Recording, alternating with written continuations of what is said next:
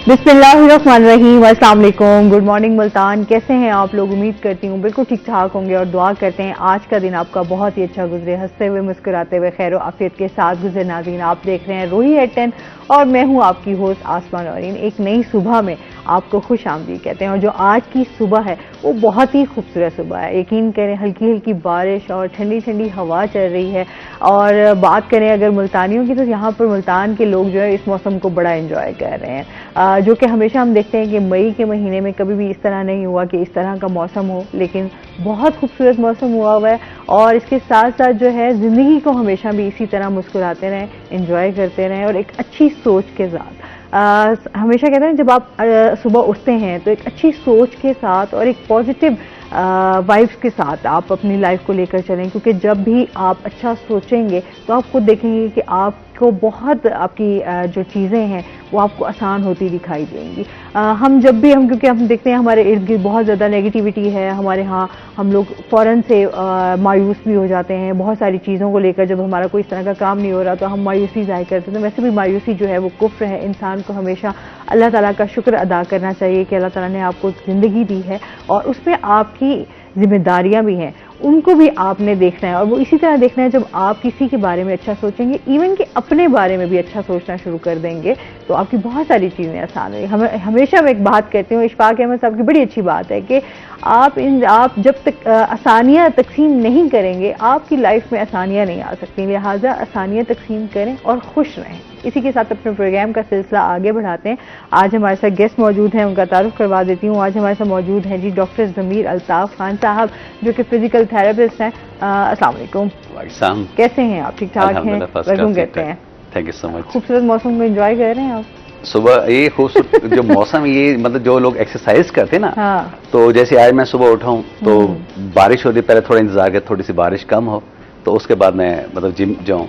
और बिलीव करें जब जिम गया, मेरे शुरू से हालत है, नमाज के बाद ये रूटीन है एज यूजुअल। सही है। तो अच्छा जी, और इसके साथ ही हमारे जो दूसरे गेस्ट हैं वो हैं जी हमारे रोही के रिपोर्टर बिलाल यूनुस। अस्सलाम वालेकुम। वालेकुम सलाम। कैसे हैं आप बिलाल? ठीक ठाक हैं जी, अल्लाह के शुक्र, आप सुनाएं ठीक हैं? वेलकम करते हैं अपने शो में आपको। Thank you so much. अच्छा जी, और इसके साथ ही क्योंकि मौसम भी खुशगवार है और साथ साथ फिर थोड़ी सी इस हवाले से भी बात करेंगे कि आवाम को थोड़ा सा रिलीफ मिला है जी। पेट्रोल की कीमतों में भी कमी आई है, डीजल की कीमतों में भी कमी आई है, इवन के घी में भी जो है। तो बहुत सारी जो चीज़ें हैं वो कहते हैं ना थोड़ी थोड़ी ये आसानियाँ दे रहे हैं बजट फिर उसके बाद ये हमें 15 जून तक करेंगे, उसके बाद पता नहीं क्या ये धमाका करेंगे। लेकिन खैर वो कहते हैं ना कि थोड़ी सी भी रिलीफ मिलने से जो है ना काफ़ी चीज़ें हमारी बेहतर होती हैं। ऐसे ही है ज़मीर साहब? बिल्कुल। पाकिस्तान तो बड़ा खुशकिस्मत मुल्क है।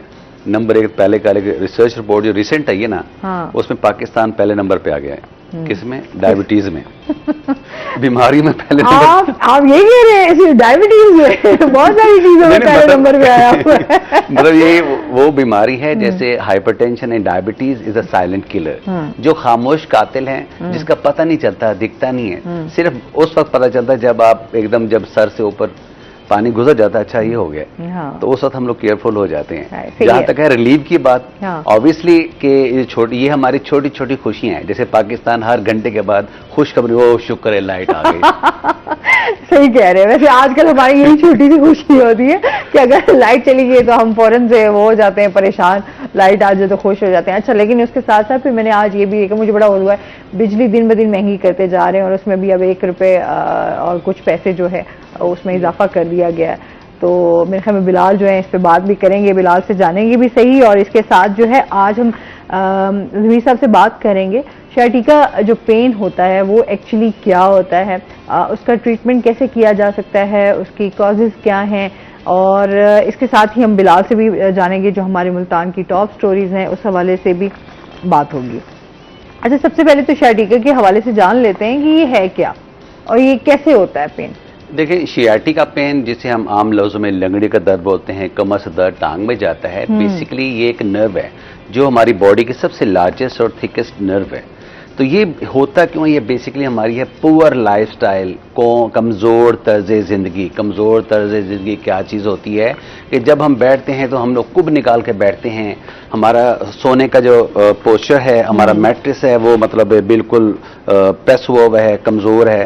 तो उसके बाद क्या है कि हमने उठना, सीधा बैठना, और मतलब जो न्यूट्रिशन के हवाले से जहाँ तक है कि हम लोग बादी चीज़ों को ज़्यादा इस्तेमाल करना और एक्सरसाइज ना होना, रेस्टलेस होना, इस वजूहात की बिना पे ये शियाटिक जो नर्व होती है वो हमारी वर्टिब्रास में कंप्रेस होती है, स्लिप होती है, हर्निएशन होती है। जो दर्द समटाइम क्या होता है कमर में रहता है, कमर के बाद सेकंड प्रोसेस हमारे कूल्हे में आता है, कूल्हे से थाइज में जाता है, थाइज के बाद फिर पिल्ली में आता है, पिल्ली के बाद फिर ये उंगली में जाता है। समटाइम ये इसके डिफरेंट पार्ट्स होते हैं, कभी कहीं भी नहीं होता सिर्फ पिल्ली में होता, कभी कहीं नहीं होता थाइज में होता, कभी कहीं नहीं होता सिर्फ ये कूल्हे में रहता है, कभी क्या होता है बर्निंग सेंसेशन होती है, टिगलिंग होती है।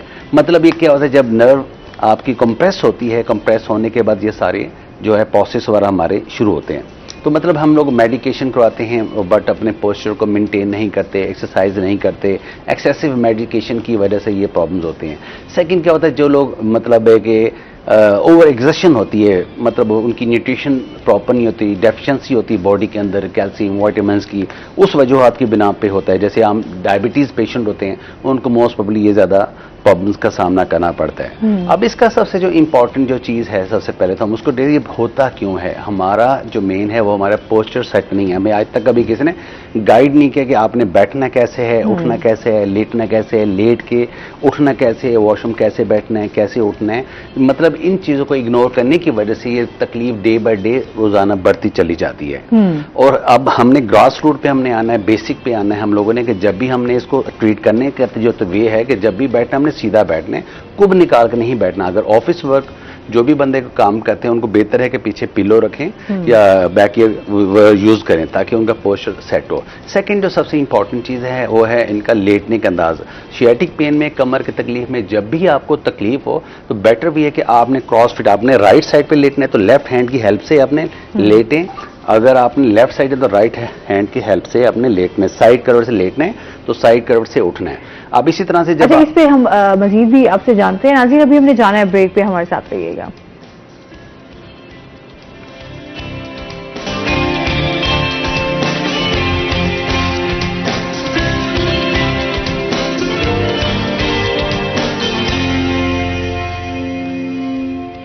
वेलकम बैक नाज़रीन, रोही एयरटेल में आपको खुश आमदीद कहते हैं। अच्छा जी, बात हो रही थी हमारी पोस्चर के हवाले से। मतलब साइड कवर से लेटे हम लोग, साइड कवर से हमने उठे, ये हमारा हो गया। उसके बाद सबसे जो इम्पोर्टेंट चीज़ है, जब हम लोग चेयर पे बैठे होते हैं तो हम लोग यहीं से डायरेक्ट उठते हैं। इससे जब उठते हैं तो हमारा वही जो नर्व कंप्रेस होती है। बेटर वे जब भी आप उठें, जब आपको कमर की तकलीफ हो, प्रेगनेंसी हो या आपको किसी किस्म का हो पेन, तो अपने आप को जितना स्क्वीज करें, मतलब आप इधर हैं तो एज पे आके अपने आप को हाथों की हेल्प से आपने सहीते में आपने उठना है, रुकू में आपने बैठना है। इससे मोर देन जो जितना भी आपका वेट है सारा आपके थाई पे आएगा। इसके बाद सबसे जो इंपॉर्टेंट चीज़ है वो है आपका वॉशरूम में बैठना, वो कमोड यूज़ करें, चेयर यूज़ करें, या कहीं ऐसा नहीं होता फिर आपने क्रॉस लेके आप बैठें ताकि आपका जो है ना उस नर्व पे, उस स्पाइन पे आपका प्रेशर ना पड़े, सारा जो प्रेशर है आपका थाई पे आने चाहिए।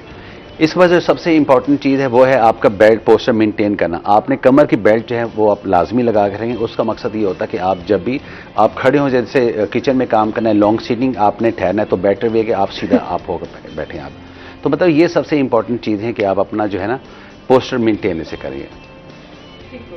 अच्छा जी, और इसके साथ ही आपसे इसके हवाले से भी जानूंगी, बिलाल से जान लेते हैं। बिलाल, काफ़ी देर से हम इस पे बात करना चाह रहे थे कि बिजली के हवाले से अब जो हम देख रहे हैं, बारिश की वजह से भी काफ़ी हम लोग नुकसान तो हमें हो ही रहा है, और साथ साथ जो इजाफा किया गया है बिजली की यूनिट में भी, उसके हवाले से भी बताइएगा। देखिए, अगर मैं सबसे पहले अगर बात बताऊं, जैसे कि आजकल बारिशों की सूरत हाल है, पिछले दिनों आपने देखा आंधी तूफान और बारिशों की सूरत हाल रही, जिसके बायस जो है मैपको रीजन के ज़रिए इंतज़ाम जो काफ़ी ज़्यादा फीडर स्ट्रिप हो गए। रात की अगर हम बात करें, रात जैसे कि बारिश होती रही है, रात सुबह तक बारिश होती रही है, जिसके बायस अभी तक बारिश कंटिन्यूसली जारी है।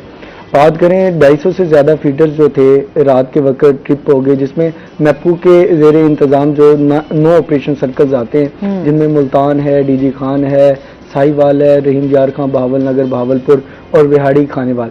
इनमें जो है सबसे ज़्यादा फीडर्स जो ट्रिप हुए हैं वो मुल्तान रीजन के, मुल्तान ऑपरेशन सर्कल के हुए हैं, जिसमें 50 से ज़्यादा फीडर्स जो हैं, जिसके बायस जो है अगर हम बात करें फीडर्स एक तरफ ट्रिप हुए हैं, जिसके बायस बिजली जो है कल रात से नहीं है, मुख्तलिफ इलाकों की अगर हम बात करें, जिसमें मुल्तान शहर की बात कर ली जाए, गुलगश्त के एरिया की बात की जाए, अंदरून की बात की जाए, चौकमारा वाली साइड की, काफ़ी सारी जगह जो है जहाँ पर अभी तक भी बिजली नहीं आ सकी। इसके पीछे बड़ी वजूहात ये है कि मैप्को का जो बोसीदा निज़ाम है, ये जो तारों के बेहंगम जाल लटके हुए हैं, अगर मैप्को जो है अपने इस बोसीदा निज़ाम को ठीक नहीं करता तो जैसे ये आंधी की सूरत हाल होती है, बारिशों की सूरत हाल होती है, तो ख़ासतौर पर ताजर हजरात को, शहरियों को बड़ी परेशानी का सामना करना पड़ता है। जब बिजली नहीं होगी तो सारा जो कारोबार, ज़िंदगी का दारोमदार जो है वो बिल्कुल ठप होकर रह जाता है। हाँ। अगर मैं इसी हवाले से बात करूं, तारों के बेहंगम जाल के हवाले से, तो पिछले ही दिनों 2 दिन पहले जो तारों के इस बेहंगम जाल के बायस जो है आपस में तारें अटैच होने से शॉर्ट सर्किट के बायस जो है हरम गेट के करीब एक लकड़ी की दुकान थी, काफ़ी पुरानी दुकान थी, 1947 से कबल, जब पाकिस्तान बना भी नहीं था तब से उस टाइम की दुकान बनी हुई थी, कदीमी दुकान थी मुस्ताना लाटू के नाम से। तो उसमें लकड़ी का सामान बनता था, लाटू और जदीद चीज़ें बनती थी। वो जो है इसी शॉर्ट सर्किट के बायस जो है वो जल कर राख होगी, जिसके बायस अब देखिए इस तरह के बहुत सारे वाक़यात होते हैं, उसमें लाखों रुपए का नुकसान हुआ। बताने में उन्होंने, जो दुकानदार था, वहाँ की ताजर बरादरी थी, मैप्को के ख़िलाफ़ उन्होंने एहतजाज भी किया इस चीज़ को। उन्होंने, जब हमारी बात हुई उनसे, दुकानदार से, उन्होंने कहा कि हम मुतअद्दिद बार जो थे वो मुतलका सब डिवीज़न को भी आगाह कर चुके थे कि इस चीज़ को बेहतर किया जाए, इस तारों के बेहंगम चाल को जो है एक जगह लगाया जाए। आप देख लें, शहर के अंदर अगर हम चले जाएं, अंदरून की तरफ चले जाएं, मेडिसिन मार्केट में चले जाएं, अब किसी भी जगह चले जाएं, आपको तारों के जाल लटके हुए दिखाई देंगे, आपको मीटर लटके हुए दिखाई देंगे, आपको पोल जो है वो टेढ़े होते दिखाई देंगे। अब पिछले दिनों आप देखें, पोल्स जो टेढ़े हुए होते हैं, लेकिन मैप्को के जो हजारों लाखों रुपए के बिल तो भेज देते हैं। हर ताजरों के भी यही मुतालबात होते हैं कि जब भी हम शिकायत करते हैं तो वो यही मुतालबा करते हैं कि पोल टेढ़े हुए होते हैं उनको ठीक करने का, मीटर सेट करके लगाने का, बिजली की तारों को ठीक करने के पैसों के मुतालबा करते हैं मैप्को मुलाजमीन।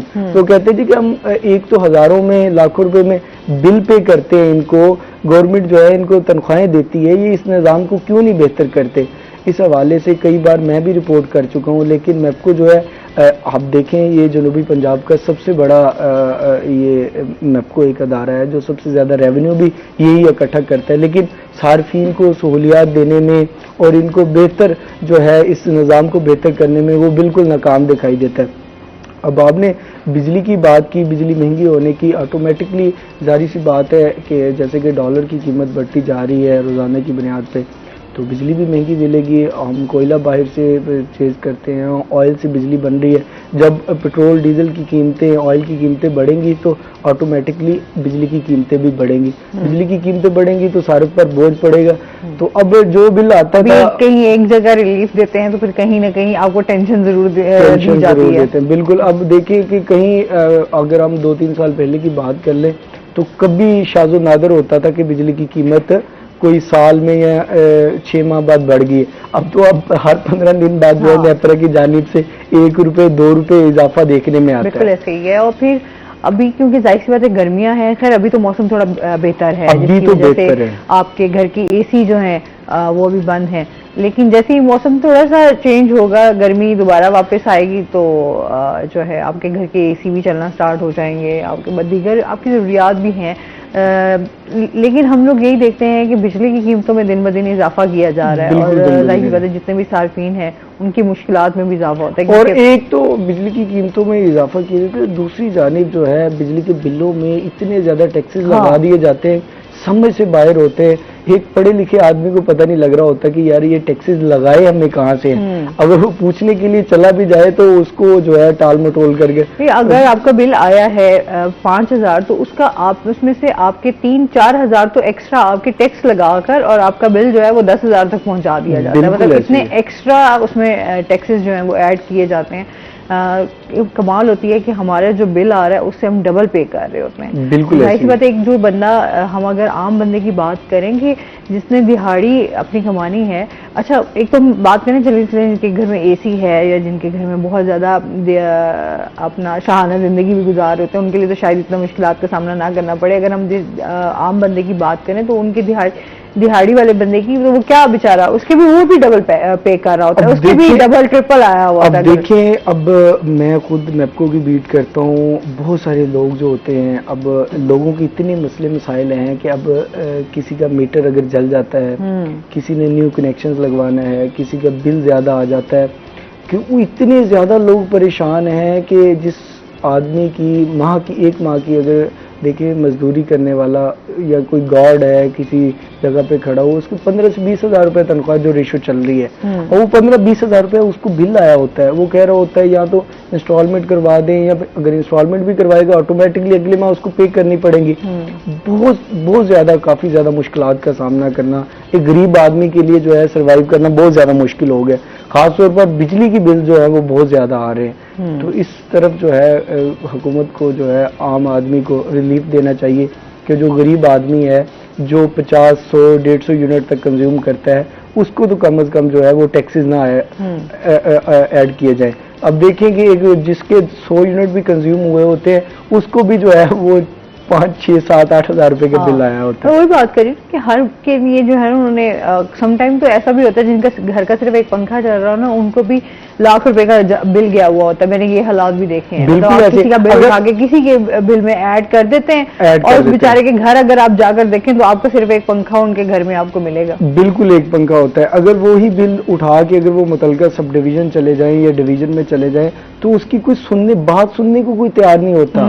अगर वो कहता है कि जी आप इसको ये कर लें, और वो अब्बल के उसका मीटर काट लिया जाता है, वो मीटर काट के ले जाते हैं, वो बेचारा मीटर लगवाने की खातिर जो है बिल पे करने पे मजबूर हो जाता है। अब अगर उसे कहते हैं कि इस चीज को बेहतर किया जाए, तो वो कई दिन जो कई दिन नहीं बल्कि कई हफ्ते लग जाते हैं। वो रिपोर्ट आएगी, MNT से रिपोर्ट बन के आएगी, पहले SDO चेक करेगा, फिर एक्सेल चेक करेगा, एक लंबा चौड़ा प्रोसेस है। हालांकि एक आम आदमी जो है वो बिल भी पे कर रहा है, अपनी चीजें जो है मुकम्मल तौर पर अपनी तरफ से पूरा है, लेकिन जो है अब मैप्को की तरफ से इस चीज को मैं भी खुद भी शहरियों की ये शिकायत होती है कि CO मैप्को से भी कि लिहाजा इस चीज को जो है वो बेहतर किया जाए। जो एक आम आदमी है जिसने इतने यूनिट कंज्यूम ही नहीं किए, इतनी बिजली खर्ची नहीं की, उसको इतना बिल भेज दिया जाता है, और फिर बाद में कई बार जो है धक्के खाने पड़ते हैं सब डिविजन्स के।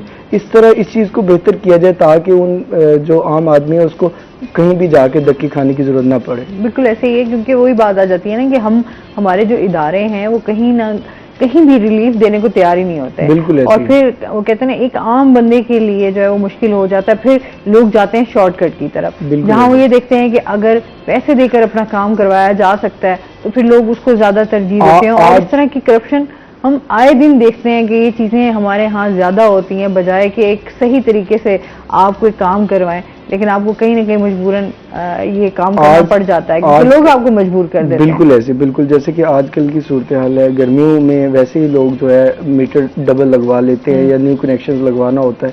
अब सूरत हाल ये है कि मैप्को के पास 1 मीटर तक अवेलेबल नहीं है, सिंगल फेज मीटर नहीं है। गैस का भी यही हाल है। अच्छा इसमें बात करते हैं बिलाल, अभी हमने जाना है ब्रेक पे, हमारे साथ रहिएगा।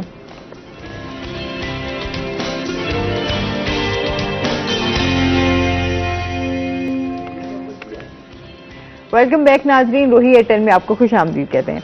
अच्छा जी, बात हो रही थी जिस तरह हम वाप्टा के हवाले से भी बात कर रहे हैं, साथ साथ हम शर्टिका पेन के हवाले से भी बात करेंगे। अच्छा, एक तो पोस्चर आपका ठीक होना चाहिए, दूसरा आप क्या समझते हैं कि इसके लिए क्या करना चाहिए अगर आपको शर्टिका पेन हो जाता है तो?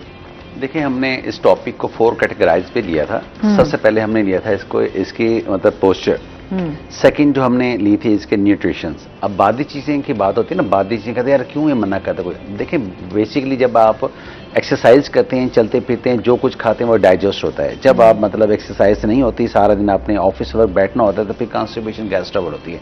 फिर मोस्ट पब्लिक क्या होता है कि जो कमर का दर्द, शियाटिक जो होता है, वो गैस ट्रबल की वजह से आपका जो पेन है लोअर बैक पे आता है। लोअर बैक से जब गैस होती है, समटाइम आपका हेडेक होने, समटाइम आपका रैपिड हार्ट बीट होने लग जाती है, और समटाइम क्या होता है कमर से दर्द टांग में जाता है। मतलब वो साइन सिम्टम्स तो होते हैं, बट मेजर जो चीज होती है वो आपकी गैस ट्रबल की वजह से भी होती है, क्योंकि हम लोग फाइबर डाइट नहीं खाते, क्योंकि वो डाइजेस्ट नहीं होती। डाइजेस्ट ना होने की वजह से वो गैसेस पैदा होती है, जिस वजह से ये मसला होता है। अब इसका मतलब क्या है कि जैसे हमने सारे पोस्टर बता दिए, आपको डाइट बता दी, अब असल जो चीज है वो है आपकी एक्सरसाइज और डाइट में क्या चीजें लेनी चाहिए ऐसे लोग। देखिए वेदर के मुताबिक जो भी आपकी फल और फ्रूट हैं वो आप लाजमी इस्तेमाल करें। कोशिश करेंगे जो भी आपने घर में फॉर एग्जाम्पल दालें बनानी, आप कोशिश 5 मुख्तलिफ दालें बनाएं।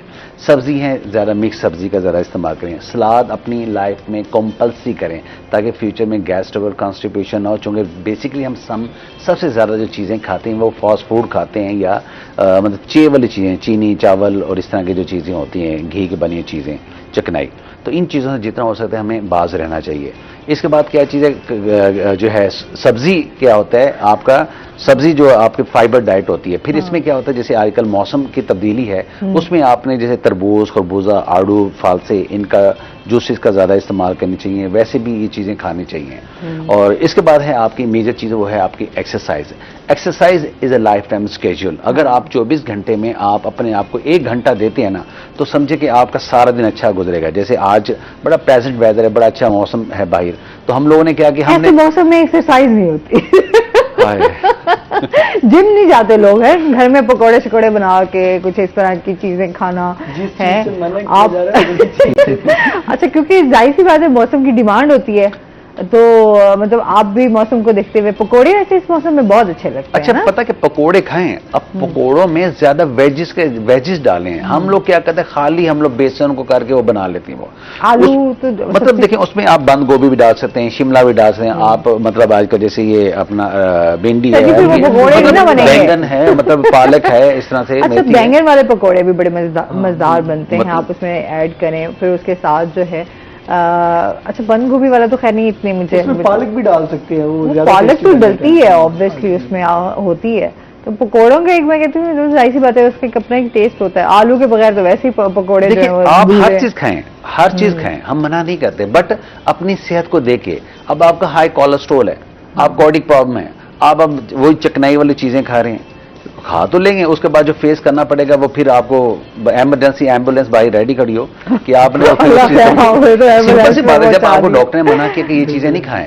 हम आज मैं सुबह बल्कि मैं एक्सरसाइज कर रहा था, एक्सरसाइज करते हुए ना सुहेल अहमद का बड़े जबरदस्त कॉमेडी चल रहे थे। कहते पाकिस्तानी कौम एक ऐसी कौम है कि मतलब कोई ना कोई हरकत होती है, मतलब फॉर एग्जांपल कि अब किसी ने पेंट करवाया है तो दूसरे जो साथ वाला नेबर है, यार ने पेंट करवाया, उस पर आप लिखें अमेरिका मुर्दाबाद, उसे लिख देना है। अब भाई अमेरिका ने तुम्हारा क्या बिगाड़े, आपने लिख दी है।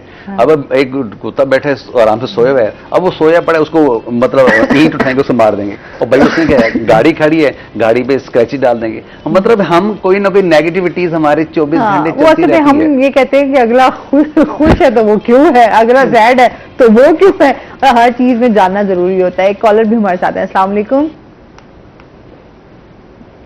अस्सलाम वालेकुम जी, जी यूसुफ साहब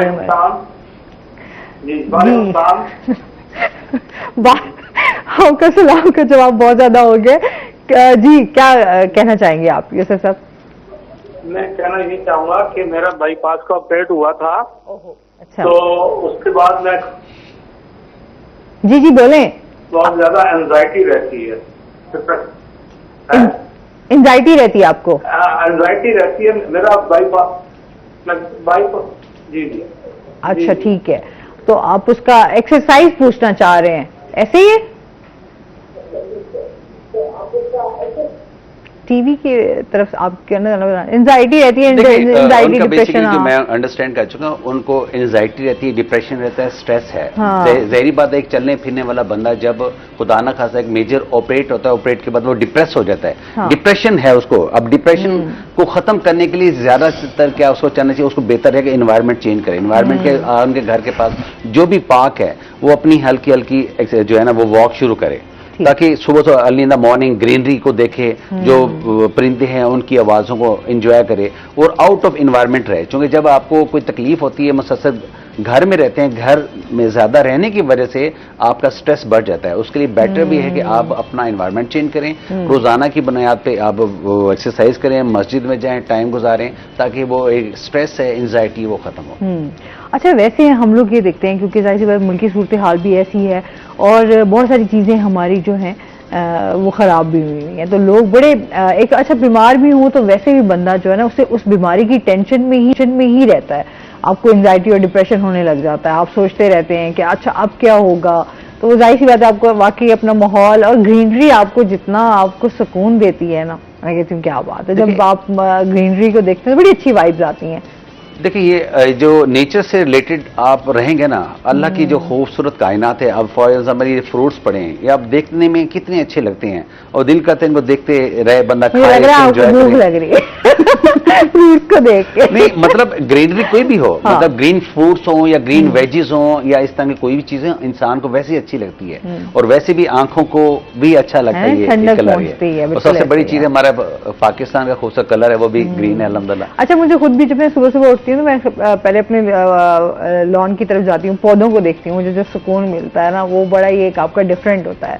तो ये भी एक बड़ी आपको एनर्जी देता है और एक अच्छी वाइब होती है, स्पेशली अगर आप हो। वैसे मैं अपनी ये बात बता रही हूँ, आप लोगों भी कर सकते हैं कि अगर आप शाम के टाइम भी अपने घर के जो आपके पौधे हैं उनको आप पानी दें, उनको देखें, उनका ख्याल रखें, तो आप इन चीज़ों से भी बड़ा दूर रहते हैं। क्योंकि मैंने खैर ये डिप्रेशन काटा हुआ है, तो दैट्स वाई मुझे इन चीज़ों का बहुत अच्छे से पता है कि ये कितना बुरा होता है जब इंसान को एंजाइटी हो, डिप्रेशन हो, तो वो बहुत सारी चीज़ें फेस कर रहा होता है। अच्छा जी, बिलाल से बात करते हैं। बिलाल, स्टेशन के हवाले से बात कर लेते हैं, ट्रेनों की भी सूरत हाल जान लेते हैं कि इस टाइम क्या है और इस टाइम कौन कौन सी नई ट्रेनें जो हैं वो चलाई जा रही हैं। देखिए आसमा, नई ट्रेनों की आपने बात की। पिछले ही दिनों शालीमार एक्सप्रेस का इफ्तिताह किया गया। अब दोबारा से आज जो है ख़ास तौर पर 1 जून को ज़करी एक्सप्रेस सैलाब की सूरत हाल के बायस बंद की जाने वाली काफ़ी सारी ट्रेनें थी, जिनमें से एक ट्रेन जो है शालीमार एक्सप्रेस को चला दिया गया है। आहिस्ता आहिस्ता जो है और भी ट्रेनें चलाई जा रही हैं। आज ज़करी एक्सप्रेस का इफ्तिताह होगा, शाम 4 बजे कैंट रेलवे स्टेशन से ये चलाई जाएगी। मुल्तान से कराची तक ये ट्रेन चलाई जा रही है ज़करी एक्सप्रेस। अगर हम इस ट्रेन की बात करते हैं तो इस ट्रेन से ये ख़ास तौर पर ताजर बरादरी का और मुसाफरों का, ख़ास तौर पर जनूबी पंजाब की आवाम का ये दरीना मुतालबा था कि ये मुल्तान से चलने वाली ज़करी एक्सप्रेस ट्रेन को जो है वो चलाया जाए। अब जो है इससे जनूबी पंजाब की आवाम को काफ़ी ज़्यादा फ़ायदा होगा, जो मुल्तान से कराची जाने वाले लोग हैं, और भी उसमें जो जहाँ जहाँ स्टे करेगी वहाँ से भी लोग जाएंगे। अगर हम इस ट्रेन की बात करते हैं तो टोटल 18 बोगियाँ इस ट्रेन में रखी गई हैं और टोटल 3 क्लासेज हैं इसकी, एसी बिजनेस, एसी स्टैंडर्ड और इकोनॉमी क्लास। इसका अगर हम कंपैरिजन करते हैं शालीमार एक्सप्रेस ट्रेन से तो ये बहुत ज़्यादा डिफरेंस आ जाएगा, क्योंकि शालीमार एक्सप्रेस जो ट्रेन चलाई गई है वो चीन से जो उसकी बोगियाँ थी वो मंगवाई गई थी। उसमें एसी पार्लर में टोटल 5 क्लासेज है, इसमें 3 क्लासेज है।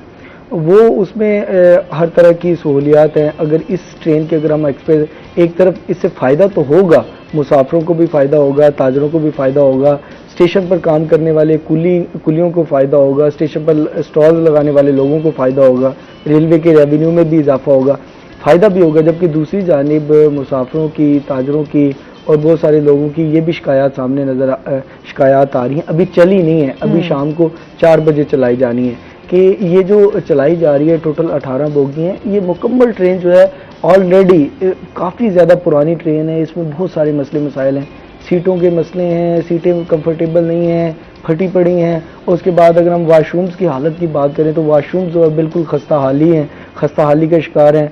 उनमें वाशरूम्स के अंदर टूटी पड़ी हैं। उसके साथ साथ बात की जाए लाइटिंग के हवाले से, पंखों के हवाले से बात की जाए, वो भी जो है वो बिल्कुल ख़राब है। ये ट्रेन तो चला दी है, हमको जो है ये तो बताया गया है जी कि हम ट्रेन चला रहे हैं, लेकिन अब देखिए एक सहूलियात क्या है, सहूलियात जो है वो बिल्कुल सहूलियात का फुकदान है। इस हवाले से डीएस रेलवे से भी बात हुई मेरी, पिछले ही दिनों मैंने रिपोर्ट बनाई डीएस रेलवे के साथ, तो उनका कहना था कि जी आवाम को सहूलत तो मिल रही है जी, ट्रेन चल रही है। मैंने कहा सहूलत कहाँ से मिल रही है? हाँ। देखें ना, जब किसी चीज़ की सहूलत ही नहीं होगी, जो चीज़ें लोगों को चाहिए। अब अगर किसी ने जाना है, कराची जाना है, तो इतना लंबा सफ़र है, अगर वो सारी चीज़ें अवेलेबल नहीं होगी तो वो तो कभी भी सफ़र नहीं करेगा ज़िक्री एक्सप्रेस पे। वो तो अगर जिसने 5000 यहाँ पे करना है, वो 6000 पे करके पब्लिक ट्रांसपोर्ट पे चला जाएगा। तो ये अगर हम स्टेशन की बात करते हैं, ट्रेनों की बात करते हैं, तो ट्रेनें भी जो है वो घंटों तखीर का शिकार है। ऐप बनाया गया है, ऐप पे भी जो है वो अपडेट नहीं किया जाता। एक आदमी को 5 बजे का टाइम है ट्रेन का, 5 बजे ट्रेन आनी है, तो ना तो कोई इन्फॉर्मेशन देने वाला वहाँ। ये जनूबी पंजाब का, अगर मैं मुल्तान स्टेशन की बात करूँ, ये जनूबी पंजाब का सबसे बड़ा स्टेशन है, 114 छोटे बड़े मुल्तान डिवीज़न के अंदर स्टेशन आते हैं, जिनमें किसी में वॉक इन थ्रू गेट नस्ब नहीं है, कहीं सिक्योरिटी नहीं है, कहीं जो है बहुत सारे मसले मसाइल हैं। अगर मैं मुल्तान स्टेशन की बात करूं तो कई कई दिन तक जो है, अगर रूही जो है ये जनूबी पंजाब की आवाम की आवाज़ बनता है, कई बार मैंने रिपोर्ट्स बनाई है तो फिर जाके सफाई हुई है, फिर जाके कहीं बताया है, कुछ किया है, तो कई कई दिन तक स्टेशन पे सफाई नहीं होती। पीने का जो पानी है वो ठंडा, जैसे कि गर्मियों की सूरत हाल है, वो अवेलेबल नहीं है।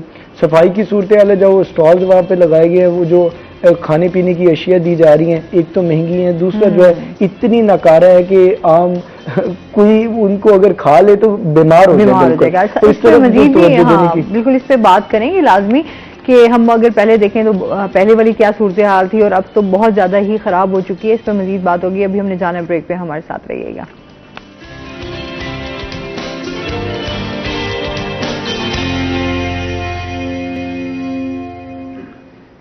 वेलकम बैक नाज़रीन, रोही एयरटेल में आपको खुश आमदीद कहते हैं। अच्छा, ट्रेन की वाकई ना अभी हम ब्रेक में भी यही बात कर रहे थे कि ट्रेन का सफ़र ना बड़ा ही आरामदेह समझा जाता था, और बड़ा ही, क्योंकि बचपन का ही मैंने सफ़र किया है। उसके बाद तो ट्रेन में वैसे अल्लाह ही माफ़ी दे जो हालात है, तो दिल भी नहीं करता कि अब ट्रेन में आप सफ़र करें। एक तो वैसे ही आप इतना लेट पहुँच रहे हैं आपने जहाँ पहुँचना हो, और बाकी जो सूरत हाल, जिस तरह अभी बिलाल से भी बात हो रही थी कि सहूलियात के हवाले से हमें हमेशा फुकदान नज़र आता है। फिर अगर रेलवे ट्रैक्स की बात करें तो वो भी आपको कोई ख़ास अच्छी हालत में नहीं पाए जाते हैं। उनके रेलवे ट्रैक्स की वजह से हमने काफ़ी दफ़ा हादसा भी देखे ट्रेनों के, इसी वजह से हुए। अब ट्रैक्स की आपने बात की, अब ट्रैक्स देख लें कि जब से पाकिस्तान बनने से पहले ये ट्रैक बिछा हुआ है, उसके बाद जो है रेलवे की ने कोई जहमत ही नहीं की कि इसको चेंज किया जाए या इसको बेहतर किया जाए। अब ट्रैक के बायस भी जो है काफ़ी ज़्यादा हादसा होते हैं। अक्सर जो है ट्रेन की बोगियाँ जो है ट्रैक से उतर जाती हैं कोई, उसके बाद जो है आप देख लें ट्रेनों के अंदर हादसा बहुत ज़्यादा मामूल बन चुके हैं। जैसे कि अगर मैं बात करूं हादसा के हवाले से, अक्सर जो है कभी सिलेंडर फट जाता है तो ट्रेन के अंदर वो ट्रेन में जो मुसाफिर हैं वो जुलस जाते हैं। वाक़यात इस तरह हुए हैं, आप पिछले दिनों में देखें, और बहुत से मसाइल सामने आते हैं। अब देखें सिक्योरिटी के हवाले से अगर मैं बात करूं, इसी चीज़ को मद्देनज़र रखते हुए मुल्तान रेलवे स्टेशन पर जो है सिक्योरिटी के हवाले से इंतजाम जो हैं वो बिल्कुल सिफर दिखाई देते हैं। बात कर ली जाए, एक इतना बड़ा स्टेशन है, यहाँ से काफ़ी ज़्यादा ट्रेनें भी गुजरती हैं। वॉक इन थ्रू जो गेट नस्ब किया गया वो एक गेट नस्ब किया गया है। अगर मुसाफिरों की सामान की चेकिंग के हवाले से बात की जाए, किसी एक मुसाफिर की सामान की चेकिंग नहीं की जाती कि वो आया कि क्या चीज़ लेके जा रहा है, साथ कोई और चीज़ तो नहीं ऐसी वैसी लेके जा रहा है जिससे कोई ख़तरा हो सकता है और मुसाफिरों को ख़तरा हो सकता है। ना उनकी खुद की चेकिंग की जाती है। और इसके साथ साथ अगर हम बात करते चलें अगर दाखिली और खारजी रास्तों की, वहाँ पर भी कोई ऐसी सिक्योरिटी के इंतजाम नहीं है कि जिससे कोई खुदा न खास्ता कोई बड़ा नुकसान हो सकता है। डीएस रेलवे से जब बात होती है तो वो कहते थे कि हमारे पास तो फंड्स ही नहीं है कि हम इन चीज़ों को बेहतर कर सके। अब इनके पास फंड्स नहीं है, ट्रेनें ये खुद नहीं चला रहे। अब सैलाब की सूरत हाल को 10 महीने गुजर गए, 10 महीने बाद ये ट्रेनें चला रहे हैं। अगर ट्रेनें चलानी होती, अगर आम फ्रेश तो होता है लोगों का, ऑटोमेटिकली जो गरीब आदमी है जो पब्लिक ट्रांसपोर्ट पे सफ़र नहीं कर सकता, इतने महंगे किराए हैं, वो ट्रेन पे सफ़र करते हैं। या फिर जो ताजर बरादरी है, जिन लोगों ने अपना सामान कार्गो के थ्रू भिजवाना है, कहीं कराची भिजवाना है या कराची से मुल्तान मंगवाना है, उनको सस्ता पड़ता है। इस वजह से अब चोरी के वाक़यात बहुत ज़्यादा जो है वो ट्रेनों में हो जाते हैं। ट्रेनों की जो है बोगियों के अंदर से चोरी हो जाती है। अच्छा, ये शुरू से ही रहा है वैसे, ये ट्रेन के हवाले से ये भी बड़ी आपको सिक्योरिटी के हवाले से कि आपको लोग जो है वो आपका सामान चोरी कर लेते हैं। आप सो रहे हैं तो आपका सामान गायब हो जाता है। बिल्कुल। अभी पिछले दिनों की अगर मैं बात करूं, कल ही एक रेलवे पुलिस की जानिब से कार्रवाई की गई। मुल्तान डिवीज़न के एसपी जो हैं उनकी जानिब से एक चोर था जो ट्रेन में मुसाफिरों को नशावर चीज़ें जो खिला के या दे के तो नकदी और मोबाइल फ़ोन्स और उनका सामान वगैरह चोरी करता था। अब इस तरह के वाक़यात तो बहुत सारे होते हैं, लेकिन कोई महीने डेढ़ महीने में एक आधा चोर पकड़ा जाता है। कल एक चोर पकड़ा है इन्होंने, अकील बिलाल के नाम से वो मुलजिम था। 1-1.5-2 माह पहले जो है उसने वो चोरी की थी, तो पकड़ा गया। उसको जो है वो जिसका सामान लेके गया था, पैसे वगैरह चोरी कर गया था, सामान चोरी कर गया था, अभी तक जो है वो सिर्फ मोबाइल फ़ोन ही रिकवर हो सके हैं उससे। कार्रवाई जो है वो होती है, शाज़ो नादर होती है, बस दिखाने के लिए जी की कार्रवाई हो रही है, लेकिन इस तरह के वाक़यात जो है वो काफ़ी ज़्यादा रोदमा हो रहे हैं। ट्रेनों के अंदर जो है वो जाली टिकटें फ़रोख्त हो रही हैं। इसके ऊपर कोई जो है, अगर कोई शाज़ो नादर, अगर डिविजनल कमर्शियल ऑफिसर अगर एक आधी बार चक्कर लगा लें महीने में, टाइम ही नहीं होता है एक तो इनके पास। अगर हम चले जाएं, खुद रेलवे में चले जाएं, माशाल्लाह से कभी डीएस नहीं होते, हफ्ते में एक आधी बार बैठे मिल जाएं तो मिल जाएं। कभी वो डिविजनल ऑफिसरान की बात करें तो कोई अपने बच्चों को घर छोड़ने के लिए जा रहा होता है, तो कोई अपने काम कर रहा होता है। तो अगर हम खुद चले जाएं तो ऐसे ही जो है साइन करते हुए दिखाई देते हैं जी हम बहुत ज्यादा बिजी हैं, हमने पता नहीं क्या कर दिया है। अभी ये रेलवे की अगर मैं बात करूं, नादराबाद फ्लाईओवर बन रहा है, 2 साल का ये प्रोजेक्ट था, तो ये अभी थोड़ा सा तखीर का शिकार है। काम तो तेजी से जारी है। इसके पीछे वजूहात क्या है जी कि रेलवे जो है वो रेलवे का जो लाइन गुजर रही है वहां से एनओसी नहीं दे रहा। 1.5 से 2 साल हो गए, 12 करोड़ रुपए जो है वो एनओसी के लिए भी जो है महकमा हाईवे की जानिब से दिए गए हैं, ऑफर भी दी गई है, लेकिन जो है 1.5 साल का प्रोसेस यही मुल्तान से कराया गया। अब लाहौर जाके जो है पेंडिंग में पड़ा हुआ है। इतना स्लो काम है। किसी के अगर क्वार्टर का मसला है, किसी की रेलवे कॉलोनी के जो रहायशियों का मसला है, कोई मसला जो है वो हल होता दिखाई नहीं देता। बिल्कुल ऐसी है। और इस पे वही बात है ना कि जब तक मुल्क की सूरत हाल हमारी बेहतर नहीं होगी, लोग जितने भी अभी हम देख रहे हैं हमारे जो हुकूमत के लोग हैं वो अपने इक़्तिदार के चक्करों से नहीं बाहर आ रहे, वो एक सिर्फ कुर्सी का जो चक्कर है ना उसी के पीछे भागी जा रहे हैं। लेकिन अब जो आवाम के हवाले से अगर हम बात करें, इदारों के हवाले से बात करें, तो हमें कहीं पे भी सहूलियात और रिलीफ जो है वो नजर नहीं आता। अच्छा, इसके साथ ही मजीद भी आपसे जानेंगे, एक्सरसाइज के हवाले से भी जान लेते हैं। जो शर्टिका पेन के हवाले से कौन सी एक्सरसाइज जो है वो बेस्ट हैं जो आप घर में भी कर सकते हैं? घर में कर सकते हैं, बल्कि आप जो है वो कुर्सी पे बैठ के भी शियाटिक पेन का खुद भी ट्रीटमेंट कर सकते हैं। मतलब आपने क्या करना है, जब भी आप चेयर पे बैठे हों तो अपनी आदत बना लें। बेसिकली हमारी आदत नहीं होती कि हम जहां पड़े में स्टैचू बन के हम लोग रहते हैं। तो वे ये कि आप, ये अक्सर मैं हर शो में बात करता हूं कि आप अपनी स्पाइनल कॉर्ड है ना, इसमें फ्लेक्सिबिलिटी लेके आए, लचक लेके आए।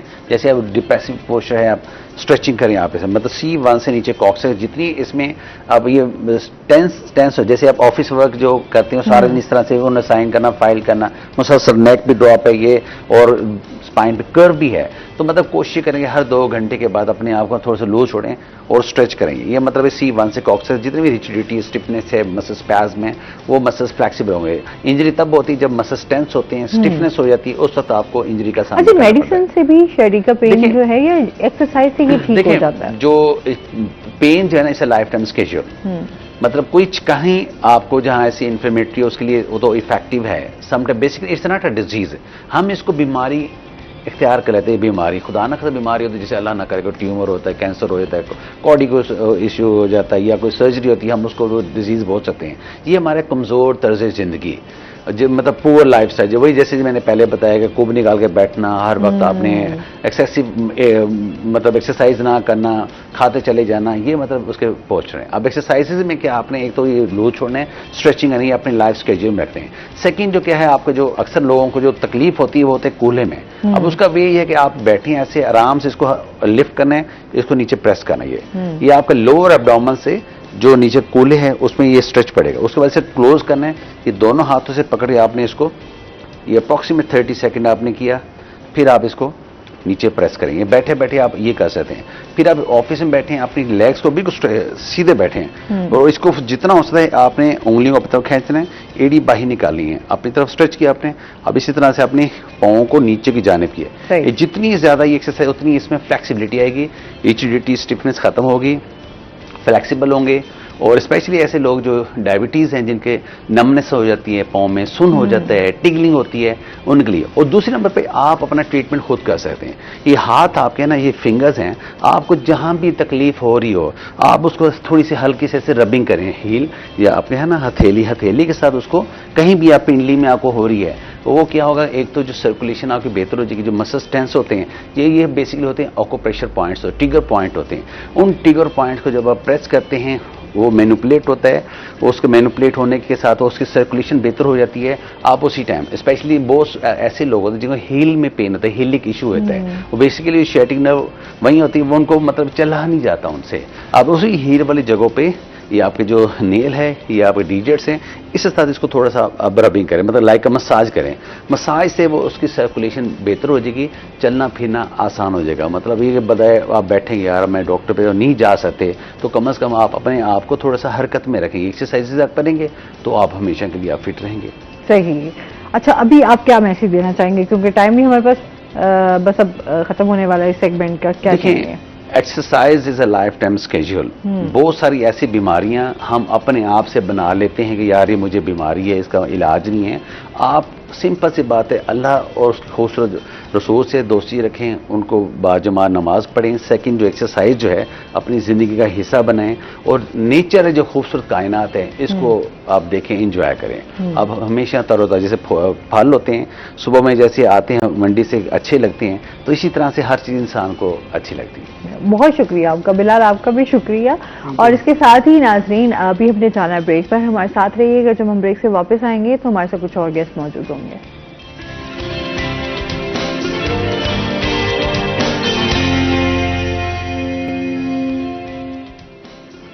वेलकम बैक नाजरीन, रूही एयरटेल में आपको खुश आमदीद कहते हैं। और ब्रेक के बाद हमारे साथ गेस्ट मौजूद हैं, उनका तारुफ करवा देती हूँ। आज हमारे साथ मौजूद हैं जी जफर इकबाल सदीकी साहब, जो कि president chamber of small traders हैं। अस्सलाम वालेकुम, कैसे हैं आप? ठीक ठाक हैं? वेलकम कहते हैं अपने शो में आपको। और इसके साथ ही जो हमारी दूसरी गेस्ट हैं वो है जी डॉक्टर सुंबल, आज हमारे साथ मौजूद हैं, जो कि एस्थेटिक फिजिशियन है। अस्सलाम वालेकुम, कैसी हैं आप? ठीक ठाक हैं? वेलकम कहते हैं अपने शो में आपको। थैंक्स। अच्छा जी, और इसके साथ ही हम बात करेंगे, एक तो ताजरों के मसाइल के हवाले से बात होगी कि इस टाइम उनको किन चैलेंजेस का सामना करना पड़ रहा है, क्या क्या मसाइल हैं, इस पर हम बात करेंगे। और इसके साथ ही हम सुंबल से बात करेंगे स्किन के हवाले से, क्या क्या ट्रीटमेंट चल रहे हैं, क्योंकि आपको पता है जो हमारी ख़वातीन हैं वो अपनी खूबसूरती के मामले में कभी भी कंप्रोमाइज़ नहीं करती, तो क्या क्या किस तरह अपने आप को मज़ीद खूबसूरत जो है वो दिखा सकते हैं, निखार सकते हैं अपने आप को, तो इनसे राज जानेंगे। सही है सुंबल? जी बिल्कुल। अच्छा जी, इसके साथ ही सबसे पहले तो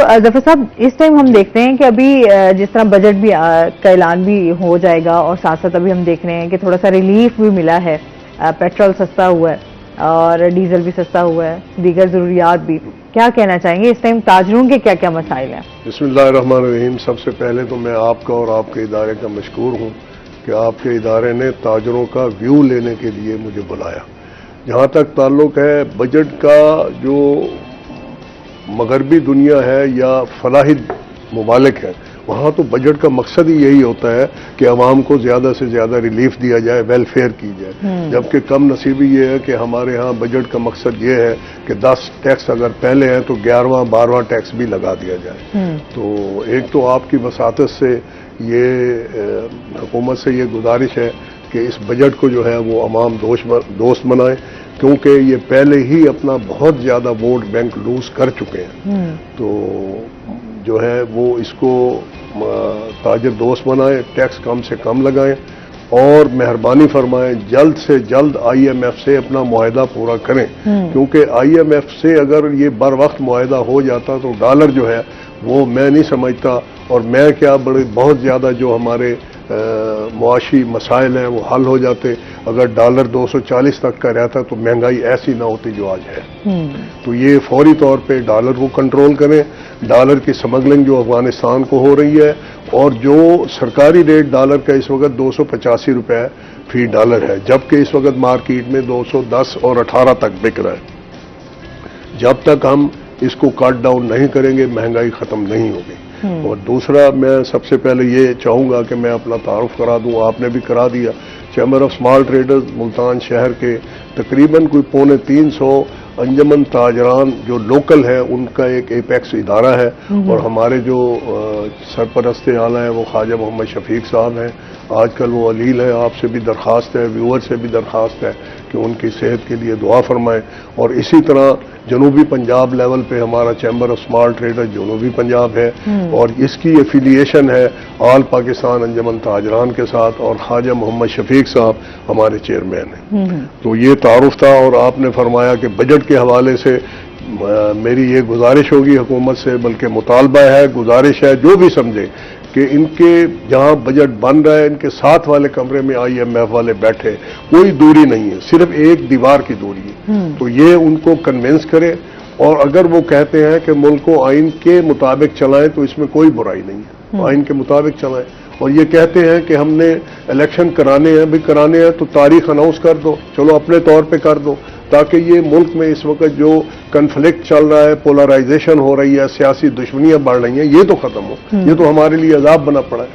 तो ये आपके इस मॉर्निंग शो से मैं की वसासत से मैं ये दरख्वास्त करूंगा हुकूमत को कि वो होश के नाखुन ले और इस मसले को हल करें। अभी जहां तक ताल्लुक है इनकी शाह खर्चियां, तो ये कहते हैं हम नहीं कर रहे। अभी ये 84 रुकनी काबीना है, और ये जनाब प्राइम मिनिस्टर साहब भी यही फरमाते हैं, मुहिब्बे वतन है, कोई शक नहीं है कि जी वो अपना खर्चा खुद कर रहे हैं। भाई उनके साथ गाड़ियां भी चलती हैं, उनके दफातर भी देने पड़ते हैं, और आप जो इतने फ्रीक्वेंट विजिट कर रहे हैं, गैर मुल्की विजिट आपके हो रहे हैं प्राइम मिनिस्टर साहब के और वजीर खारजा साहब के, उसका कोई पॉजिटिव रिजल्ट तो अभी तक नहीं आया। ना हमें जो हमारे दोस्त हैं, साथी ममालिक हैं, मुस्लिम ममालिक हैं, चीन है, उन्होंने हमारी कोई माली इयानत ऐसी की नहीं है जिसकी हमें तवक्को थी। तो ये मेहरबानी फरमाएं, हम पे रहम करें, अपने अखराजात कम करें। और अखराजात के हवाले से मैं ये अर्ज करूंगा, एक मिनट दीजिएगा कि मुझे याद है 1984 में बजट पेश हुआ, उस वक्त जुनीजो साहब वजीर आजम थे, मोहम्मद खान जुनीजो साहब। तो उन्होंने कहा जी हमने कफायत शुमारी करनी है, तो वो बड़ी गाड़ी में आए बजट पेश करने के लिए। जब इस असेंबली सेशन खत्म हुआ तो वो 1000 सीसी की खैबर पे वापस गए, और उस वक्त मुल्क मकरूज भी नहीं था। आज तो हम मकरूज हैं, उस वक्त मकरूज भी नहीं था। अगर वो 1000 सीसी की गाड़ी पे चढ़ सकते हैं तो इनको क्या मसला है। आज आप देखें जो हमारे डिस्ट्रिक्ट की इंतजामिया है, उनके पास 2-2 करोड़ रुपए की गाड़ियां हैं, और जबकि 17 स्केल और 18 स्केल के अगर आप देखें, डॉक्टर हजरात को मिलाए, इंजीनियर को मिलाए, तो इस मुल्क में मैं नहीं समझता ग्रेड 17 एंड अबव 20,000 अफसर होंगे। क्या वो सारे को 2-2 करोड़ रुपए की आप गाड़ियां देंगे? खुदा का खौफ करें भाई। इनको आप जुडिशरी को देखें तो उनको कल्टस मिली हुई है 1300 सीसी की, भाई इनको भी दे दें। इनको 2800 सीसी की गाड़ी देने का फायदा क्या है? तो ये सारे मसाइल हैं जो हमें मिलजुल के हल करने हैं। अगर वो है ना जी कि बना लेते हैं लोग मेयार अखलाक अपने लिए कुछ और, दूसरों के लिए कुछ और, तो फिर ठीक है। अगर मेयार अखलाक जब तक एक नहीं बनाएंगे, ये मुल्क ऐसे जो है ना वो क्राइसिस में मुब्तला रहेगा, और खुदा न खास्ता परेशानी अब तो कम है, आने वाले वक्तों में इससे भी ज्यादा हो सकती है। बिल्कुल जी, इस पर मजीद भी हम आपसे बात करते हैं। सुबल से जानते हैं, सुबल इस टाइम स्किन के हवाले से आपसे बात करेंगे कि अगर हम अपनी स्किन का ख्याल रखें तो कैसे रखें, क्या क्या चीजें जो हैं वो जरूरी हैं?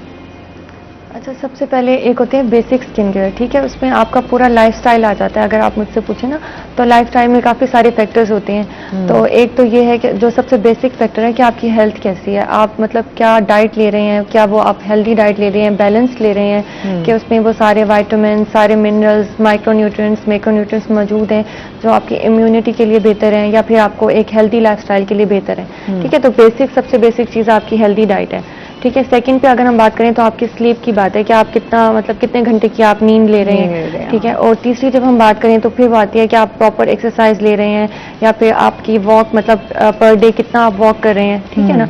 और फिर चौथे नंबर पे बात आती है कि आपके जो पॉजिटिव जो आपके अंदर पॉजिटिविटी की क्या कंडीशन है, कि मतलब जितना हम पॉजिटिव सोचेंगे, जितना हम मस्बत गुमान रखेंगे, तो वो क्या होगा, वो रिफ्लेक्ट करेगा हमारी बॉडी पे, मतलब वो ऑटोमेटिकली हमारी बॉडी पे इम्पैक्ट होगा उसका पॉजिटिव, ठीक है। तो फिर सबसे लास्ट में आ जाता है मतलब स्किन केयर के हवाले से। तो मेरा मशवरा यह है कि मतलब हम सबको एक प्रॉपर स्किन प्लान करना चाहिए कि हम मतलब कोई भी जैसे एस्थेटिक फिजिशियन के पास जाएं या किसी डर्माटोलॉजिस्ट के पास जाएं, और प्रॉपर आप जाके एक स्किन केयर गाइडलाइन लें कि हमने कौन सा सन ब्लॉक यूज़ करना है, अपनी स्किन के अकॉर्डिंग कौन सा मॉइस्चराइजर यूज़ करना चाहिए, कौन सा फेस वॉश यूज़ करना चाहिए। और अगर आपको कोई स्किन का इशू है तो फिर आप मतलब उसके मुताबिक कोई प्रोसीजर लें, या फिर कोई मेडिकेशन वगैरह आप यूज़ करें। मतलब आप प्रॉपर एक गाइडलाइन से लें, ऐसे मतलब आप किसी को रेफर मतलब उस तरह नहीं आप करें। तो प्रॉपर एक उससे होना चाहिए, सिमेट्री से। सही। अच्छा, जैसे अभी समर भी है, उस हवाले से भी आप क्या समझती हैं कि स्किन की किस तरह केयर करनी चाहिए? क्योंकि इस मौसम में भी जो है आपको स्वेटिंग भी होती है, एक्ने का भी प्रॉब्लम रहता है, तो ये चीजें भी हमारी स्किन जो है ना वो अच्छा, बहुत सारी खवातीन को तो अब छाइयाँ और यूरिया ये तो बहुत ज्यादा अब स्किन के हवाले से इस तरह के मसाइल बहुत ज्यादा है जी। तो जैसे आजकल समझ रहे हैं तो सबसे जो बेसिक चीज़ है वो है आपकी बेसिक जो आपकी होती है ना, जैसे पर्सनल हाइजीन, कि आप अपने पर्सनल हाइजीन का कैसे ख्याल करें, कि आप रेगुलर बात लें, मतलब ये जैसे आप जो बेसिक स्टेप्स होते हैं वो, कि आप मतलब कितनी दफ़ा हैंड वॉश कर रहे हैं, आप ज़्यादा अपने फेस को टच नहीं करें, ठीक है, आप जो है साफ टॉवल ले लें या कोई टिश्यू, मतलब जिससे आप अपना फेस वाइप करें, प्रॉपर ब्रशिंग करें, मतलब एक तो ये बेसिक आ जाते हैं कि आप पर्सनल हाइजीन को कैसे मेंटेन करें। और सन ब्लॉक आप लाजमी लगाएं, क्योंकि हमारा मतलब ये थोड़ा मिसकंसेप्शन है कि हम सुबह उठे और हमने सन ब्लॉक लगा दिया और हमने समझा कि पूरे दिन के लिए वो काफी है। हालांकि नहीं, ऐसा नहीं होता, वो दोबारा मतलब 3 से 4 घंटे के बाद आपको लाजमी रीअप्लाई करना पड़ता है, ठीक है। और कुछ लोग ये समझते हैं कि अगर जैसे वेदर अच्छा है, बारिश वगैरह हो रही है तो सन तो आज नहीं है तो आज हमने नहीं लगाना, सन ब्लॉक की छुट्टी है। तो ऐसा नहीं होता, क्योंकि हमारे घर में भी बहुत सारी ऐसी लाइट्स होती हैं, LED हम यूज करते हैं, हम अपने मोबाइल की लाइट्स यूज करते हैं, तो वो भी हमारी रेज जो होती हैं वो डेंजरस होती हैं हमारी स्किन के लिए। तो वो लाजमी हमने रात में भी लगाना है सन ब्लॉक, और मतलब आपने कम से कम 5 से 6 दफा दिन में लाजमी लगाना है। अच्छा, वैसे ही सन ब्लॉक का, क्योंकि यहाँ पर मुल्तान की तो वैसी धूप जो है वो बड़ी मशहूर है, और फिर हम स्किन के हवाले से अगर ख्याल नहीं रखेंगे तो फिर वही बात आ जाती है कि कहीं ना कहीं आपको स्किन बर्न भी जो है इस तरह की को भी आप फेस करते हैं। अच्छा, आजकल क्योंकि मुख्तलिफ ट्रीटमेंट्स आ चुके हैं, हम देखते हैं जाहिर सी बात है खूबसूरती के हवाले से भी आपके कितना मजीद अपने आप को खूबसूरत बना सकते हैं, क्या क्या ट्रीटमेंट्स हैं?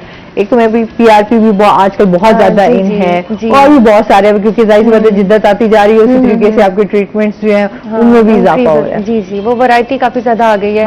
तो PRP जो है वो मतलब अब लेटेस्ट उसकी एक फॉर्म आई है PRGF, ठीक है। ये बेसिकली होता है प्लेटलेट रिच, जो ग्रोथ फैक्टर्स होते हैं ना वो होते हैं, तो मतलब ये काफी सारी फील्ड्स में हमारे चल रहे हैं। बेसिकली PRGF जो होता है वो प्लेटलेट्स, जो हमारे मतलब ब्लड सैंपल पहले पेशेंट से लिया जाता है, फिर उसमें से हम RBCs WBCs अलग करके प्लेटलेट्स जो होते हैं वो मतलब निकाल लेते हैं, ठीक है। उसके बाद हम उसमें दूसरे ग्रोथ सीरम्स वगैरह और दूसरे जो होते हैं जैसे एंटी मिलाज्मा या एंटी एक्नी, जो भी सीरम्स बीच में ऐड करके दोबारा से हम उसको जो डिजायर्ड आपकी जगह होती है वहाँ पे इंजेक्ट कर देते हैं, ठीक है। तो फिर उसका ओवरऑल बहुत अच्छा इफेक्ट आता है।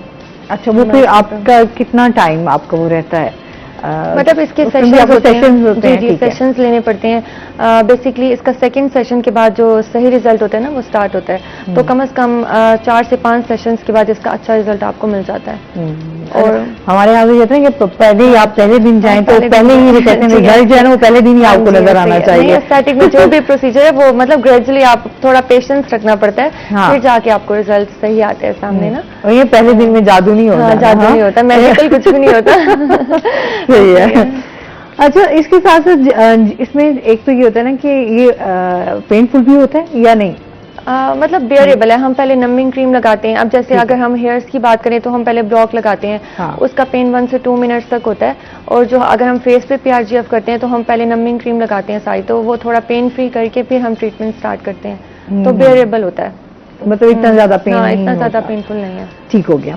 अच्छा, और इसके साथ साथ जो है सर आपसे भी जानूंगी, इस टाइम हम लोग जिस तरह ताजरों के मसाइल के हवाले से एक तो बात कर रहे हैं कि बजट आएगा तो उसके हवाले से अभी आप क्या देखते हैं जो छोटे ताजर हैं उनको किन मसाइल का सामना करना पड़ता है? मैं बताता हूँ। मैं कह रहा कि शब गुजरती दिखाई देती है, दिन निकलता नजर नहीं आता। बस देखें को हमारे मसाइल हैं जी। अभी गवर्नमेंट ने फिर कहा है कि हम जो है ना वो बिजली के बिलों पे फिक्स टैक्स लगाएंगे, तो उस हवाले से अभी तो इजाफा भी कर रहे हैं, अभी 1 रुपये इजाफा भी वो तो इजाफा तो होता रहता है, लेकिन वो तो पीरियडिकली होता है ना जी। अच्छा, अब जो बिजली के बिलों पे जो है वो पिछले जो फाइनेंस मिनिस्टर थे सितंबर में, उनसे जो है ना वो हमारी डिस्कशन भी हुई थी। मैं भी 3 दिन FBR में जाता रहा। मिफ्ता इस्माइल साहब थे मेरे साथ, मेरे चेयरमैन है एहतशामुल हक साहब, हमारे मुल्क के सदर हैं ताजरों के अजमल बलोच साहब और नईम मीर साहब थे।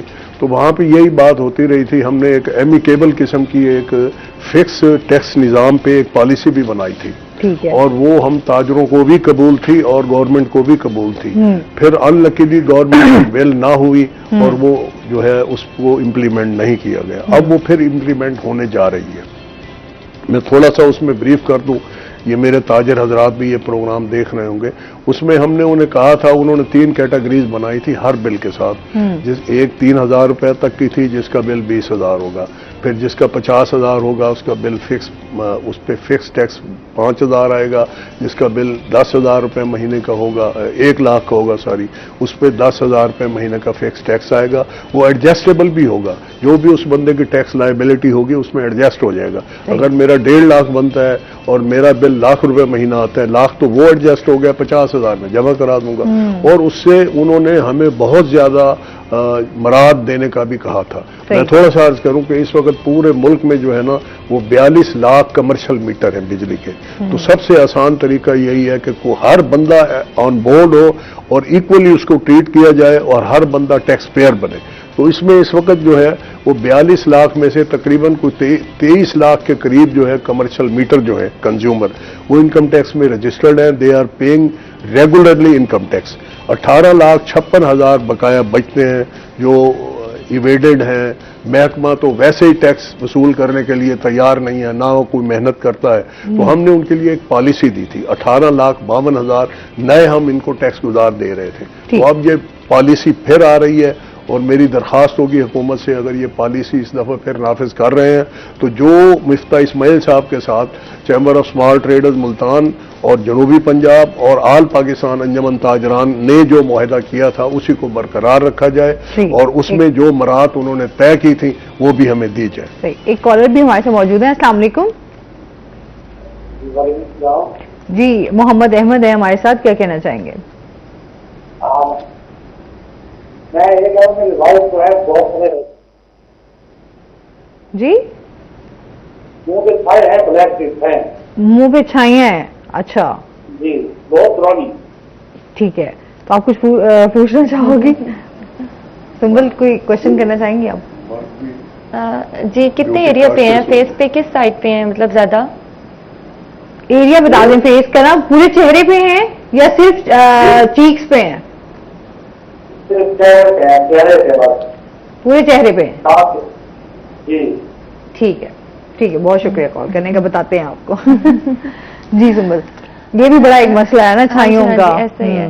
डार्क स्पॉट्स भी है उन पे। हाँ सर को भी इंफॉर्मेशन है जी। हम बूढ़ों के लिए भी सोचे। वो कहते हैं ना जहाँ आप खवातीन जो है वो कॉन्शियस नजर आती हैं, वहाँ मर्द हजरात भी अब ज्यादा कॉन्शियस हैं। बूढ़े मर्द आप भी, मुझे लगता है खूबसूरती के हवाले से। क्या बात जी सुंबल। अच्छा, हम ना ऐसा है कि मतलब बहुत सारे लोग पिगमेंटेशन जो होती है ना वो उसको, कुछ लोग उसको छाइयाँ भी समझ लेते हैं, ठीक है। कुछ के डार्क स्पॉट्स होते हैं, मतलब थोड़ा डिफरेंस है छाइयों में, पिगमेंटेशन में, डार्क स्पॉट्स, कुछ एक्ने के स्कार्स भी होते हैं, ठीक है। तो मतलब जैसे आपका फिजिशियन है वो आपको देख के बता सकता है, या आपका डर्माटोलॉजिस्ट कि आपको किस लेयर तक छाइयाँ हैं, मतलब फिर आपकी उस लेयर्स के लिहाज से आपकी ट्रीटमेंट होती है कि कुछ जैसे CO2 लेजर्स आजकल आ गए हैं, मतलब वो स्कारिंग के लिए अच्छे होते हैं, पिगमेंटेशन के लिए अच्छे होते हैं। इस तरह PRGF है, वो भी काफ़ी अच्छी है छाइयों के इलाज के लिए या पिगमेंटेशन के लिए। और फिर हम कुछ ऐसी क्रीम्स देते हैं, कुछ खाने वाली दवाइयाँ देते हैं, तो फिर मतलब वो अच्छा उसका इफेक्ट आता है। लेकिन हर चीज़ के लिए पेशेंस चाहिए होता है, वही बात कि छाइयों का इलाज थोड़ा सा लंबा होता है और आपको पेशेंस रखना होता है, लेकिन फिर ठीक हो जाता है टाइम के साथ। अच्छा, बहुत सारे, क्योंकि हम लोग छाइयों के हवाले से जब भी बात करते हैं, इस पर हमारे काफी प्रोग्राम्स भी हुए, तो यही मोस्टली यही बात, क्योंकि जो छाइयाँ होती हैं इसका ये होता है कि मुकम्मल आपका इसका कोई ट्रीटमेंट उस तरीके से नहीं है। आपका खाना पीना, आपकी डाइट अच्छी है तो उसका इफेक्ट आपके चेहरे पर लाजमी आता है, और अगर आपकी डाइट अच्छी नहीं है और उसके भी इफेक्ट आपके चेहरे पर ही आते हैं। तो आपकी स्किन जो है ना वो हर हाल में आप बताती है कि आप क्या खा रहे हैं। और फिर हमारे यहाँ सबसे ज्यादा जो चीज हम ये देखते हैं, हम पानी नहीं पीते। मैं भी बड़ा वैसे पानी कम पीती हूँ, स्किन के हवाले से हमें पानी जो है वो बहुत बेहतर है। लेकिन हम लोग ये होता है कि जैसे अभी मौसम बेहतर है तो पानी की, क्योंकि जाहिर बात है आपको प्यास इतनी महसूस नहीं होती तो वो हम स्किप कर जाते हैं। सर्दियों में तो ऐसे ही नहीं पिया जाता ना, हमें याद भी नहीं रहता कि अच्छा यार सुबह पानी पिया, तो आप कहीं जाके शाम को पानी पीते हैं। जी जी, स्किन के हाइड्रेशन के लिए एक तो पानी बहुत जरूरी है और दूसरा मॉइस्चराइजर का इस्तेमाल आपने लाजमी करना है। जो अक्सर ऑयली स्किन वाले पेशेंट्स होते हैं ना, वो समझते हैं कि हमारे तो बहुत ऑयली स्किन है, हमें मॉइस्चराइजर यूज करने की जरूरत ही नहीं है। लेकिन ऐसा नहीं होता, उनमें भी डिहाइड्रेशन होती है। तो मतलब उनका अपनी स्किन के लिहाज से होता है, ड्राई स्किन वालों का ड्राई स्किन के लिहाज से होता है मॉइस्चराइजर, तो वो लाजमी यूज करना चाहिए समर्स में भी और विंटर्स में भी। सही। अच्छा, जिस तरह अभी इन छाइयों की बात कर रहे थे, इसकी जिस तरह अभी लेजर भी आया हुआ है, जिस तरह आप ये PRGF भी बता रही हैं, तो इसका असर जो है वो फायदा आपको देता है, ज्यादा के बिल्कुल खत्म हो जाती हैं या नहीं, या रहती हैं? जी काफी हद तक ये फायदा देता है। असल में इसका जो है ना, मतलब जो विजिबल रिजल्ट्स होते हैं वो सेकंड सेशन के बाद स्टार्ट होते हैं। मतलब ये नहीं कि आपने एक दिन करवाया, अगले दिन आप घर गए और आपको लगा कि लाइट होना शुरू हो गई, ऐसा नहीं होता। 1 मंथ के गैप से हम सेकंड सेशन करते हैं। तो जब आप सेकंड सेशन करवाते हैं ना, उसके बाद आपको मतलब थोड़ी इंप्रूवमेंट लगती है। फिर साथ साथ हम मल्टीविटामिन्स भी देते हैं, जैसे आपको सप्लीमेंट्स आपके अंदर अगर किसी चीज की कमी है तो वो उससे पूरा हो जाए। और दूसरा फिर हम आपको टॉपिकल भी देते हैं कि कोई क्रीम वगैरह लगाने के लिए छाइयों पे, जैसे नाइट क्रीम कोई दे देते हैं। तो मतलब कॉम्बिनेशन ट्रीटमेंट जब आप करें तो फिर आपको ज्यादा अच्छा रिजल्ट बनेगा। एक कॉलर भी हमारे साथ। अस्सलाम वालेकुम। वालेकुम सलाम। जी, कौन बात कर रहे हैं? मैं मोहम्मद राशिद बात कर रहा हूँ। जी, क्या कहना चाहेंगे? मैं ये कहना चाहता हूँ, जो स्किन एंड फेस के स्किन के जो अंदर छाने होते हैं, ब्रीथ दाग पड़ जाते हैं, तो वो बातें में बिल्कुल ऐसे जैसे बिल्कुल ना खराब जैसे होते हैं हल्के हल्के। तो इसके लिए सवाल मेरा ये है, इसके लिए क्या करना चाहिए? ठीक हो गया जी, बहुत शुक्रिया कॉल करने का। वही हम छाइयों पे ही बात करें, उनका भी यही है कि डार्क स्पॉट और छाइयां जो हैं। वैसे सर आपने क्या वैसे निशानदेही की है, मर्द हजरात ज्यादा? जी मैं अर्ज करता हूँ कि मैं भी मेल बाकी कॉन्शियस हैं अब ज्यादा। मुझे ये मैं इस वक्त 73 में हूँ अल्हम्दुलिल्लाह, माशाल्लाह। हाँ जी, और मेरे चेहरे पे भी और हाथ पे काफी वो मेलानिन अकोमुलेशन हो गई, ब्राउन स्पॉट्स पड़ गए। मेरे 5 बच्चे डॉक्टर हैं, 3 बेटियां डॉक्टर हैं, एक बहू है और एक FCPS है। पूरी फैमिली आपके घर में मौजूद है। लेकिन वो उन्होंने मेरी इतनी को खास हेल्प नहीं की। अच्छा, लेकिन मैंने शिकायत है जी। ये चूंकि उनका नॉलेज जो है ना, वो ये एक वास्ट किस्म का नॉलेज है, हर फील्ड का अपना नॉलेज। हाँ जी, बिल्कुल ऐसे। तो बहरहाल मैंने नेट पे बहुत पढ़ा है। अच्छा। तो उस पर फिर मैंने क्रिप्टोथेरेपी कराई है, बेटी बताएगी। तो मेरे चेहरे पे थे डार्क स्पॉट्स, मेरे हाथ पे थे, वो तकरीबन वैनिश हो गए। वाह जी वाह। वैसे अभी आपकी स्किन में मुझे तो नहीं इस तरह के नहीं, वो खत्म हो गए। ये एक थोड़ा सा यहाँ पे खड़ा है, अगर आप देखें। क्रिप्टोक्रेसी है, वो कर्नल साहब थे, वो मैंने उधर से कराई थी, ये कौन से बख्तावर अमीन से। अच्छा। वो अभी मैं पढ़ भी रहा था कि what to do about the ageing. तो उसमें वो जो लेटेस्ट टेक्नोलॉजी आई है, डॉक्टर साहबा बेहतर जाएंगी, तो उसमें जो एजिंग क्रीमें हैं ना जी, उसमें जो मार्वेलियस इस वक्त आई है, वो क्रीमें हैं जिनमें विटामिन K2 शामिल है। अच्छा। और वो अनलकीली पाकिस्तान में अवेलेबल नहीं है। सर को काफी मुझे लगता है महारत है, क्योंकि हमारे टेक्नोलॉजी ने अच्छा खासा इकट्ठा किया है। सही है। तो K2 नहीं है। वैसे तो मैंने देखी है, मेरी मिसेज भी माशाल्लाह गोल्ड लुकिंग है। तो क्या और ये कॉम्प्लीमेंट दे रहे हैं। तो शायद मैं उसी के लिए ज्यादा ये सोचता हूँ। अच्छा। तो मैंने वो देखा है भी, जो एंटी रिंकल क्रीम है, फर्मिंग क्रीमें हैं खास करके, वो मुझे जो इनमें अच्छी लगी है ना जी, वो निविया की लगी। वाह जी वाह, क्या बात है सर की। सर की एक तो इन्होंने बड़ा अच्छा बात किया कि आप अपनी वाइफ के लिए जो है वो आप ज्यादा ख्याल रखते हैं। तो ये बड़ी, क्योंकि जाहिर सी बात खवातीन होती हैं, वो कहती हैं हम ज्यादा अच्छी लगे तो हस्बैंड के लिए, तो इसी तरह मर्द हजरात भी जाते हैं कि जी अपने हम भी अच्छे के लिए खूबसूरत नजर है। तो मैं ये समझता हूँ भाई, जो जितने भी एसेट्स है ना बंदे के, वो प्रॉपर्टी की सूरत में है, माली सूरत में है, वो सारी होती हैं औलाद की। और मेरे माशाल्लाह नवासे डॉक्टर बन रहे हैं, इंजीनियर बन रहे हैं, और बच्चे भी हैं। तो अब मैं कहता हूँ जो अल्लाह ने मुझे रिस्क दिया वो साहब ही नहीं कहा, अब मेरा तो मेरी बेगम भी है। और क्या बात है। मजीद भी जो है इनसे बातचीत का सिलसिला जारी रहेगा। नाज़रीन, अभी हमने जाना ब्रेक पे, हमारे साथ रहिएगा।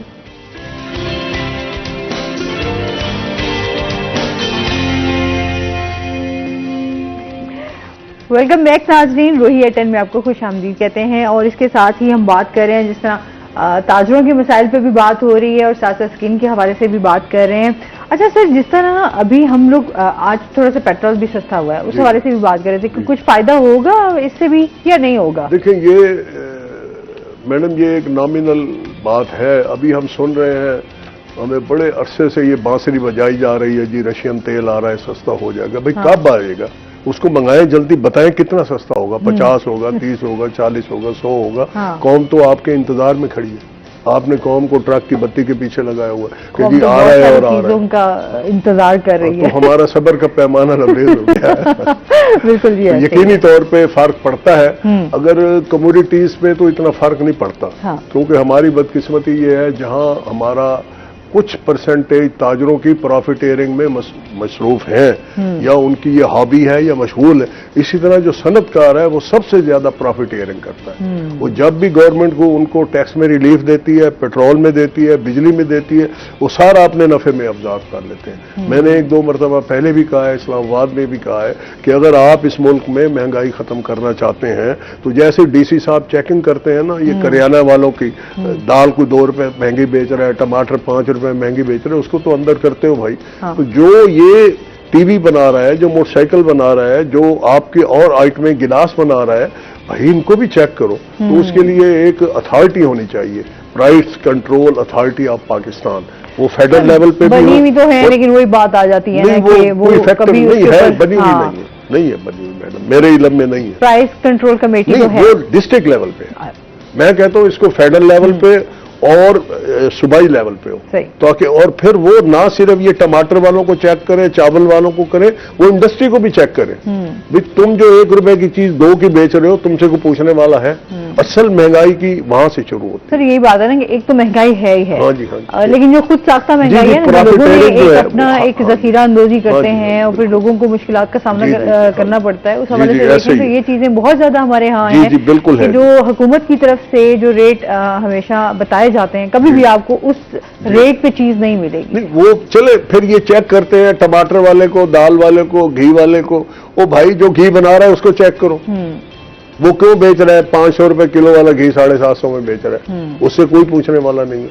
तो ये भी एक बहुत बड़ा फैक्टर है महंगाई में। सही। और दूसरा आप जो है, जो समझते हैं मैं इसमें जो हमारी मईशत का हाल है, जी, जी, वो मैं अर्ज भी करता हूं। जी जी इस वक्त जो हमारी मुल्क की मईशत है वो उसमें दुनिया में उसका नंबर 42वां है। हम गरीब मुल्क है, वो इसलिए गरीब है कि आज हमारी आबादी जो है वो 24 करोड़ 97 लाख के करीब है, यानी कि 25 करोड़ हो गई है। और एज कंपेयर करें, अगर आप जब हम 1971 में अलहदा हुए थे, स्प्लिट अप हुए थे, तो उस वक्त इनकी आबादी थी 7.5 करोड़ बांग्लादेश की, हमारी थी 6.5 करोड़।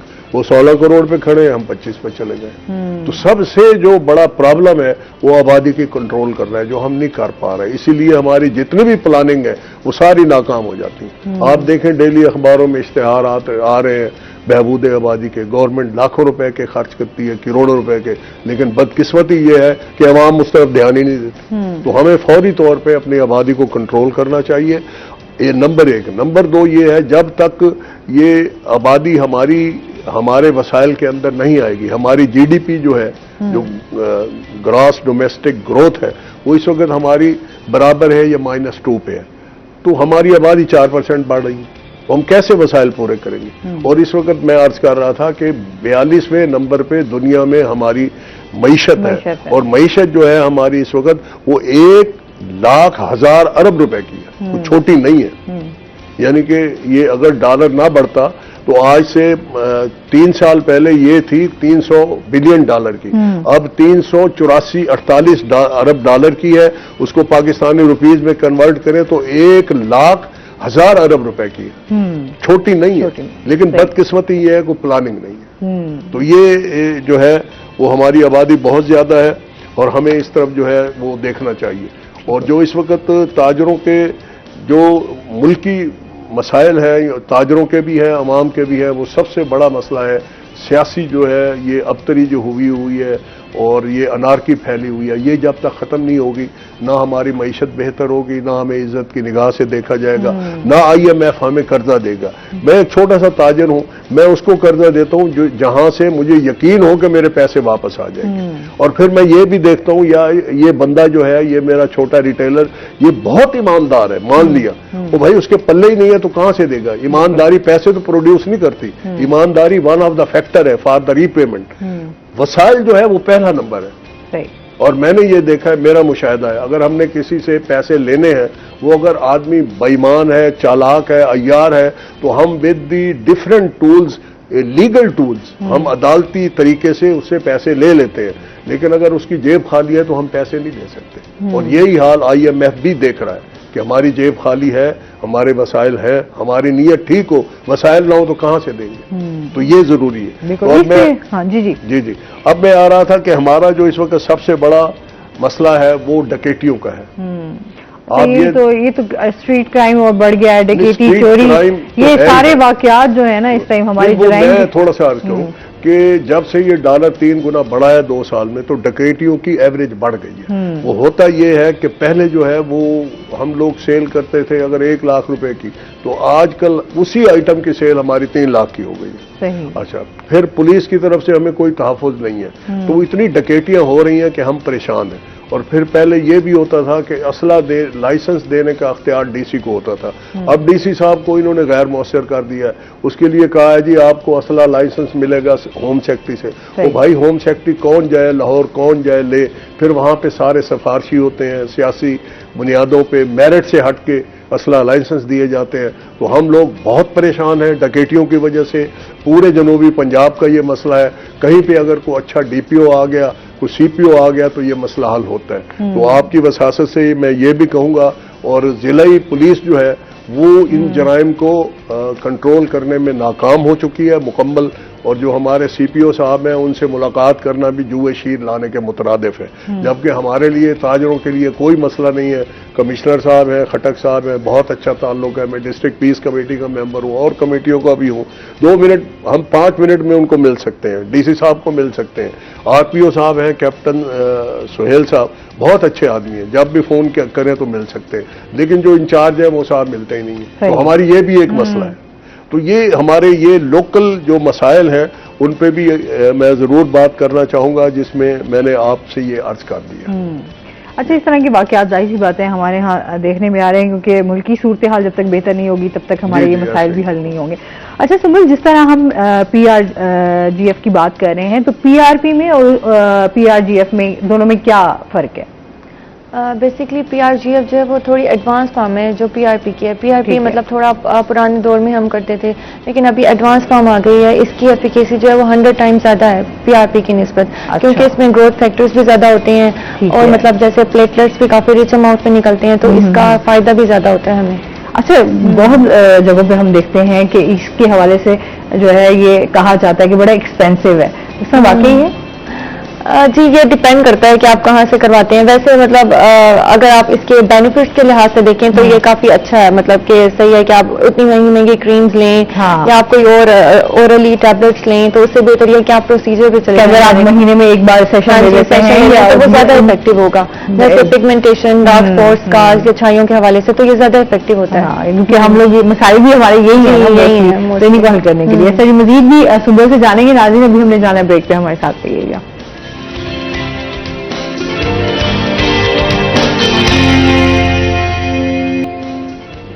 वेलकम बैक नाज़रीन, रोही एटन में आपको खुश आमदीद कहते हैं। अच्छा सुमिल, जिस तरह इसके बेनिफिट्स के हवाले से भी जानेंगे कि इसके मजीद क्या बेनिफिट्स जो हैं अगर इसको करवाएं तो आपको हो सकते हैं। PRGF आजकल मतलब काफी फील्ड्स में यूज हो रहा है। जैसे अगर हम स्किन के हवाले से बात करें तो ये मतलब स्किन के लिहाज से भी काफी फील्ड्स में है। जैसे फाइन लाइंस को रिमूव करने के लिए, जैसे हमारे मतलब अब नॉर्मली जैसे डे लाइट में कभी भी आप बाहर जाएं अपने फेस पे देखें तो हर किसी के चेहरे पे होती हैं फाइन लाइंस ना, तो ये उसको भी कम करता है। पिगमेंटेशन के लिए अच्छा है, एक्ने स्कार्स के लिए, मिलाजमा के लिए। और दूसरी बात कि अगर जैसे आपके डार्क सर्कल्स हो रहे हैं काफी ज्यादा, तो वो उनको भी लाइट करने में हेल्प करता है। और जैसे किसी के हैंड्स की एजिंग ज्यादा हो रही है तो वहां पे भी हम इंजेक्ट कर सकते हैं। बेसिकली ये स्किन को ना थिक कर देता है। अच्छा। और जैसे एक होता है ना, जैसे बैलून में से आप हवा निकालें तो वो कैसे यूं हो जाता है, तो ये बेसिकली आपका मतलब जो कोलाजन होता है उसकी इंडक्शन को बूस्ट करता है और आपकी स्किन टाइट हो जाती है और यंग लगती है। सही। तो ये कितना टाइम आपको जो है इसका असर रहता है कि आपको दोबारा फिर करवाना पड़े? बेसिकली 4 से 5 सेशंस तो आप लाजमी लेना, मेंटेनेंस पे ले सकते हैं। जैसे 6 मंथ्स के बाद आप एक सेशन ले लें एज अ ट्रीटमेंट। अब जैसे मैं मुझे इतनी नहीं है मतलब PRGF की, लेकिन मैं फिर भी ले लेती हूँ। 6 मंथ्स के बाद एक सेशन लेती हूँ तो उससे मेरी स्किन ठीक रहती है। मतलब मुझे कोई ज्यादा और कुछ नहीं करवाना पड़ता। सही हो गया। अच्छा, फिर इसके साथ साथ जिस तरह हम अब बात करते हैं कि आपके साइटिक में और बहुत सारी चीजें आ जाती हैं, और कौन कौन से ऐसे ट्रीटमेंट हैं स्किन के हवाले से, वो भी हमारे व्यूअर्स के साथ शेयर करें। आजकल मतलब काफी जैसे फेशियल्स वगैरह आ गए हैं, हाइड्रा है, इंशाल्लाह फिर उस पर भी कभी हम डिटेल बात करेंगे। ठीक है। तो आजकल क्योंकि अब मोस्टली हम कहते हैं ना कि आप दूसरे जैसे सैलून वगैरह में जाते हैं, आप वो मिल जाए उनका रिजल्ट भी, असल में हमारा जो है ना जल्दबाज लोग हैं, हम लोग कहते हैं फटाफट ग्लो आ जाए और फटाफट वाइट हो जाए हम।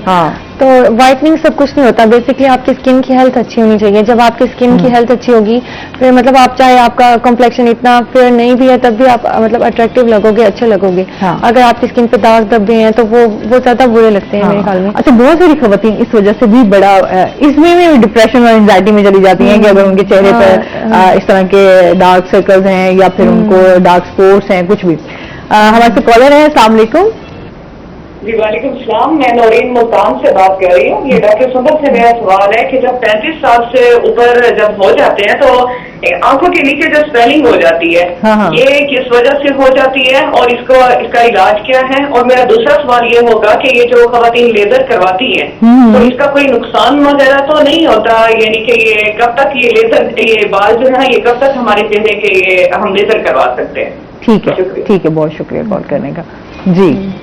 अच्छा, लेजर वाला ट्रीटमेंट ये भी आजकल हम देखते हैं हार्मोन्स चेंज होने की वजह से, हार्मोनल डिस्टर्बेंस की वजह से ऐसा होता है। तो हमें बेसिकली रूट कॉज को सबसे पहले देखना चाहिए कि हमें कोई सिस्टमिक इशू तो नहीं है या पीसीओएस का इशू तो नहीं है, क्योंकि मोस्टली जब हार्मोनल चेंजेस होते हैं ना तो पीसीओएस का इशू होता है। तो आपको स्कैन करवाना चाहिए लाजमन किसी गायनेकोलॉजिस्ट से कि अगर आपको पीसीओएस है तो आपको उसका प्रॉपर ट्रीटमेंट लेना चाहिए।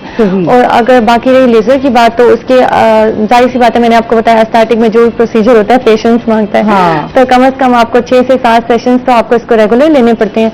फिर ऐसा होता है कि गैप आ जाता है बीच में ना, जैसे 1 मंथ का, फिर आस्ते आस्ते 2 मंथ्स का, फिर ऐसा भी होता है कि 6 मंथ्स का गैप आ जाता है कि आपको 6 महीने बाद एक दफा लेजर लेना पड़ता है। ये हर किसी की अपनी हेयर ग्रोथ होती है, उस पर डिपेंड करता है। सही है जी। अच्छा, इसका मुकम्मल खात्मा हो जाता है? मुकम्मल बेसिकली लेजर जो है ना वो हेयर रिमूवल रिडक्शन है, रिमूवल उस तरह जैसे हम कहते हैं ना वो नहीं है, क्योंकि एक अल्लाह ताला ने एक नेचुरल सिस्टम बनाया है कि बाल ने उगना है। अगर हम उसे वहीं पे स्टॉप कर दें तो उल्टा ये बीमारियां कॉज कर देगा। तो बेसिकली ये उसके प्रोसेस को स्लो कर देता है।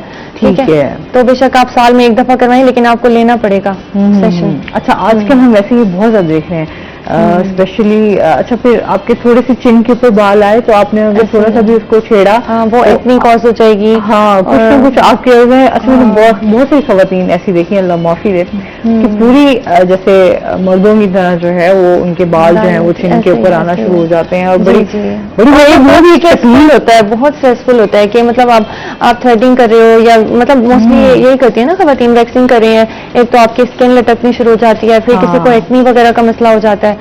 तो वैसे लेजर ज्यादा सेफ है इस लिहाज से। लेजर ज्यादा सेफ है कि आप बजाय कि उसमें अच्छा वैक्सिंग भी आप कर लेंगे, थोड़े से भी बाल है उसके बाद वो फिर दोबारा मतलब वो ज्यादा मोटा आएगा, फिर उसके बाद जब आप वैक्सिंग करेंगे उसके बाल वो जल्दी आएगा एक तो बाल और मोटा आएगा। सही। अच्छा, उसके साथ साथ जिस तरह फेशियल की हम बात कर रहे थे, आपके हाइड्रा फेशियल है और भी बहुत सारे इस तरह के हैं फेशियल जो आ रहे हैं जो आपकी स्किन के लिए बहुत ज्यादा अच्छे हैं। अच्छा, हाइड्रा फेशियल कितना स्किन के लिए अच्छा है? मतलब बेसिकली हाइड्रा फेशियल का मकसद ये होता है कि एक तो आपकी क्लीनिंग कर रहा है जी, ब्लैक हेड्स वगैरह व्हाइट हेड्स जो होते हैं वो रिमूव करता है और हाइड्रेशन करता है आपकी स्किन की ना।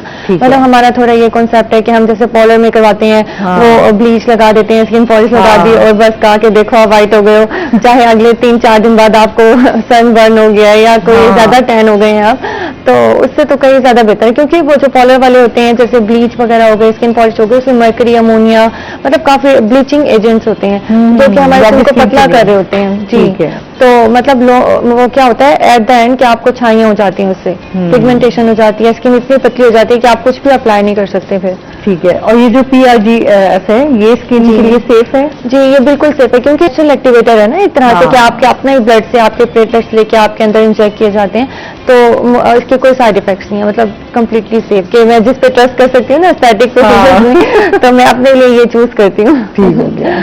अच्छा सर, जिस तरह हम टैक्स के हवाले से भी थोड़ी सी बात कर लेते हैं कि मैं अभी ये मेरी बहन रुबीना ने एक बात की है, ये आंखों के नीचे जो है ना ये बैग वो भी तो रह गया स्वेलिंग के, वो उसमें मेरी ये उनसे मशवरा होगा भाई वो अपने गुर्दे भी चेक कराएं, क्योंकि गुर्दे जब वीक होते हैं तो उसमें भी ये सिलसिला आता है।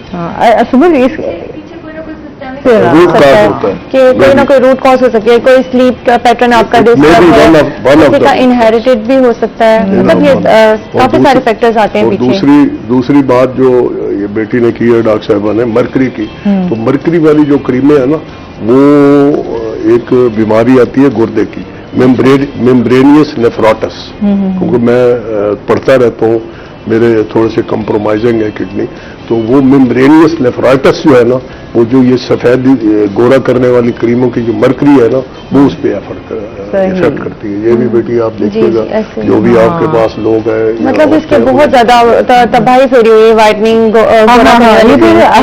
एक स्पेसिफिक बीमारी है जो मुझे याद आ गई है। क्योंकि टाइम भी हमारे पास शॉर्ट रह गया, हमारी बात भी अधूरी रह गई। एक और बात करना चाहता हूँ अपने ताजरों के लिए भी और तकरीबन प्रोफेशनल्स के लिए भी, डॉक्टर हजरात के लिए भी, कि इस गवर्नमेंट ने जो है ना, वो पिछली जो तहरीक इंसाफ की गवर्नमेंट थी, उसने भी नौजवानों को जिनकी उम्र 45 साल थी उनको बहुत कर्जे दिए। तो अब ये इस हुकूमत ने भी प्राइम मिनिस्टर यूथ प्रोग्राम है, उसमें 75 लाख रुपए गवर्नमेंट कर्जा दे रही है। उसकी रीपेमेंट जो है वो 7 साल में है और मार्कअप सिर्फ 7% है। तो ये मैं अपने ताजरों से भी, डॉक्टर हजरात से भी और भी प्रोफेशनल से, कि वो इस स्कीम से जो है फायदा उठाएं। अच्छा, अब थोड़ा सा मैं ये आता हूँ आपको बताऊं कि टाइम हमारे पास बिल्कुल खत्म हो गया था टैक्स के हवाले से, वरना लाजमी से बात करते। आपको बहुत शुक्रिया, बहुत अच्छा लगा हमारे शो का हिस्सा बने।